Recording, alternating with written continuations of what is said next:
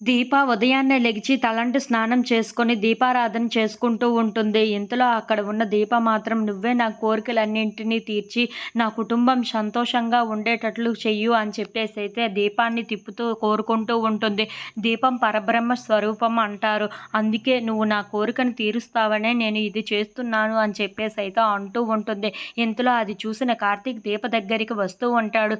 "ఏంటి దీప ఉదయాన్నే లెగిచి ఇలా దీపాలు పెడుతున్నావు" అని చెప్పేసైతే అడుగుతూ ఉంటాడు. ఆ మాటలు వినగానే అక్కడ ఉన్న దీప చాలా సంతోషించి ఉదయాన్నే లెగిచి ఇలా దీపారాధన చేసుకొని మన కోరికలు ఏవైనా కోరుకుంటే మనకి మంచే జరుగుతుంది. అలాగే ఆ కోరికలు తీరుతాయి అంటారు. అందుకే ఇలా చేస్తున్నాను అని చెప్పేసైతే అంటూ ఉంటుంది.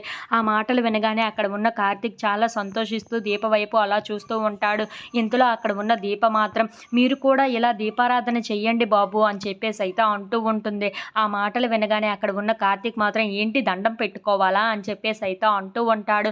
ఇంతలో అక్కడ ఉన్న దీప మాత్రం "లేదు, ఈ దీపం కుందెని పట్టుకొని మీరు కూడా ఇలా దీపారాధన చేస్తే మీ కోరికలు కూడా తీరుతాయి" అని చెప్పేసైతే అంటూ ఉంటుంది. ఇంతలో అక్కడ ఉన్న కార్తీక్ తన చేతులతో దీప చేతులు పట్టుకుంటూ ఉంటాడు. అది చూడగానే అక్కడ ఉన్న దీప అయితే ఒక్కసారిగా షాక్ అయిపోయి "అదేంటి ఇలా పట్టుకున్నారు? మీరు ఇది ప్రమిదను పట్టుకోండి" అని చెప్పేసైతే అంటూ ఉంటుంది. ఇంతలో అక్కడ ఉన్న కార్తీక్ మాత్రం "నా భార్య ఏ కోరిక కోరుకున్నా సరే నిస్వార్థంగా కోరుకుంటుంది. అందుకే ఆ కోరిక తీర్చాలనే నేను కూడా నీ చేతుల్ని ఇలా పట్టుకొని దీపాన్ని ఇస్తున్నాను" అని చెప్పేసైతే అంటూ ఉంటాడు.